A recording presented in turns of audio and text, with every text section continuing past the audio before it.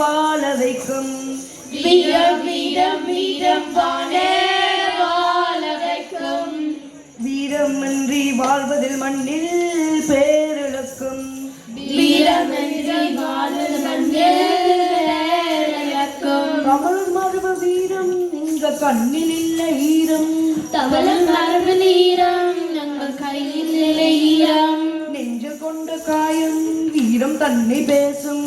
நெஞ்சில் கொண்ட காயம் நெஞ்சில் தன்னை பேசும். வீரம் வீரம் வீரம் தானே வாழ வைக்கும். வீரம் வீரம் வீரம் தானே வாழ வைக்கும். வீரம் இன்றி வாழ்வது மண்ணில் பேரிழக்கும். வீரம் இன்றி வாழ்வது மண்ணில் பேரிழக்கும்.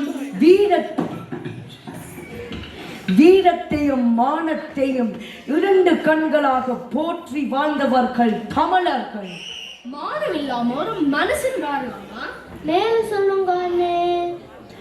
மானம் ஒன்றே வாழ்வதென்று வல்லவர் தமிழர் தானடா. மானம் ஒன்றே வாழ்வதென்று வல்லவர் தமிழர் தானடா.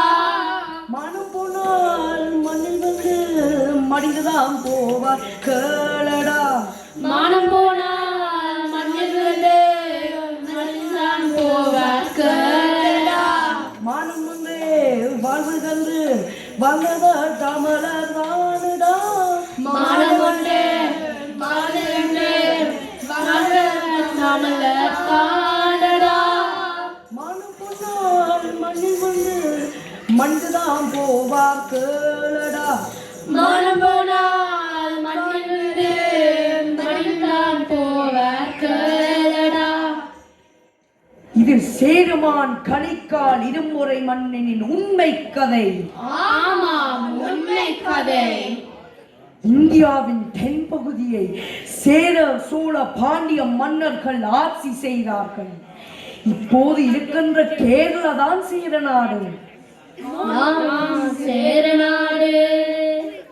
3 பேரும் தமிழ் மக்களே தானே. சும்மா கேள்வி கேட்காது, கதையை கேட்போம்.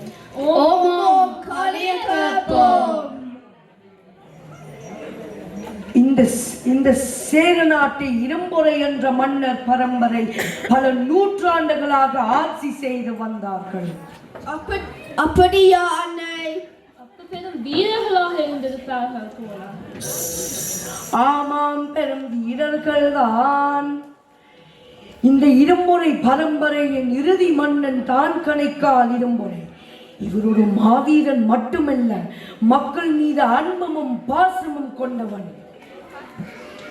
வீராதி வீரர் அல்லவா நம் தமிழர், சூராதி சூரர் அல்லவா. வீராதி வீரர் அல்லவா நம் தமிழர், சூராதி சூரர் அல்லவா. வாழெடுத்தால் போர் முடிப்பர், போரில் எதிரி கதை முடிப்பர். வாழெடுத்தால் போர் முடிப்பர், போரில் எதிரி கதை முடிப்பர். வீராதி வீரர் அல்லவா நம் தமிழர், சூராதி சூரர் அல்லவா. வீராதி வீரர் அல்லவா நம் தமிழர், சூராதி சூரர் அல்லவா. ஓமோம், எனக்கு தெரியும் இரும்போர் மன்னனே. நான் ஏன் போய் சொல்றேன்? என் அப்பமா நான் சின்ன பிள்ளையா இருக்கேன் இந்த கதையை சொன்னவர் பேரு வளர்ந்துட்டாங்க.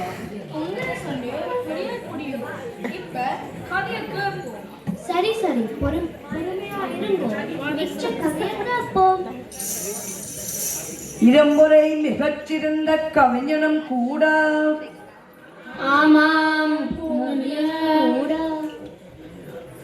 கொங்கு நாட்டில் மூவன் என்னும் மன்னன் ஆட்சி செய்து வந்தான். ஒருமுறை மூவன் இருமுறை மன்னனை இகழ்ந்து பேசிவிட்டான். கோபம் அடைந்த இருமுறை மன்னன் கொங்கு நாட்டின் மீது படையெடுத்தான். மூவன் சொல்லுறது எனக்கு ஜூவன் கேட்கிறது. அது உங்களால கேட்டுவோ? ஒருத்தருக்கும் கேட்கல. அப்படியே அப்படித்தான். சரி சரி, கொங்கு நாட்டின் மீது படையெடுத்த இரும்புரை மன்னர் அதில் வெற்றியும் பெற்றார். மூவனின் பல்லை பிடுங்கி அதை ஒரு கோவிலின் வாசலில் பதித்தார். இவ்வாறு வீரத்தையும் மானத்தையும் பெரிதென மதித்து வாழ்ந்தார் தான் மன்னர் இரும்பொறை.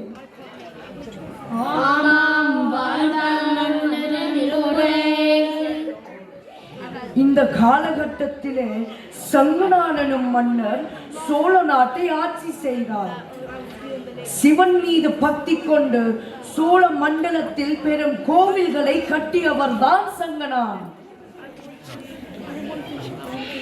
தஞ்சை பேரும் கோவில் கட்டி சைவத்தாமல் தொண்டு செய்த வீரர்கள் சோழ மன்னர் தான்.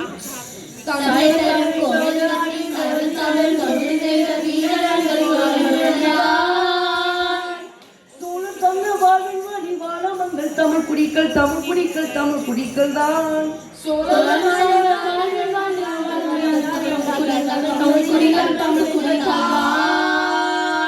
தஞ்சை பேரும் கோவில் கட்டி சைவத்தாமல் தொண்டு செய்த வீரர்கள் சோழ மன்னர் தான். தஞ்சை பேரும் கோவில் கட்டி சைவத்தாமல் தொண்டு செய்த வீரர்கள் சோழ மன்னர் தான்.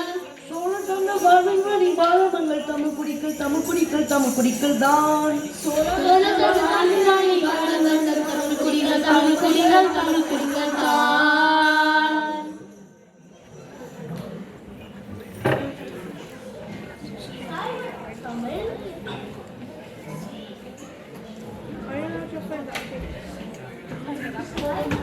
தமிழையும் பிரித்து பார்க்கிறாங்க எந்த அம்மா சொன்னவா?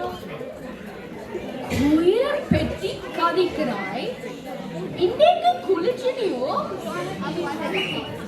தண்ணிய கண்டால் தலை தலைக்கிற ஓடுத நீ குளிக்கிறது பற்றி கலைக்காத. சரி சரி, சண்டே பிடிக்காங்க, கதையை கேட்போம். கதையை கேட்போம். ஏதோ ஒரு காரணத்தினால் சேர மன்னன் இடம்பொறைக்கும் சோழ மன்னன் சங்கனானுக்கும் சண்டை ஏற்படுகிறது. சேர நாட்டில் இருந்து படையெடுத்த சோழ மன்னன் பாண்டிய நாட்டையும் தாண்டி சேர நாட்டையும் சுற்றி வளைத்தது. இரண்டு நாட்டு படைகளும் பயங்கரமாக மோதிக்கொண்டன. ஐயோ அம்மா, சண்டை சண்டை. சண்டைக்கு அஞ்சாத வீரம் பெறும்பதை நாம் என்பதை மறந்து விடாத தம்பி. ஓம், அதுவும் அப்படியா? எனக்கு பயமில்லை. நீங்க கதையை சொல்லுங்க அண்ணன். ஓமோம், கதையை சொல்லுங்க. மதுமா, அப்படி என்றால்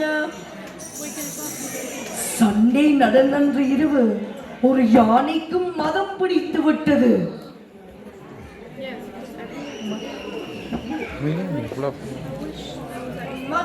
மதுமா, அப்படி என்றால் யானைக்கு கோபம் வந்தால் அதனை மதம் என்பர். அப்ப எனக்கு கோபம் வந்தா தம்பி, இவங்க கதையை இருக்கட்டும், நீங்க கதையை சொல்லுங்க. மதம் பிடித்த யானை படை வீரர்களை கொன்றொழிக்க தொடங்கியது. ஆனால் மாவீரன் கணைக்கால் இரும்பொறை தனியொருவனாக அந்த யானையை கொன்று வீரர்களை காத்தான். ஆனையலோ ஆனை அடக்கியலோ, ஆனையலோ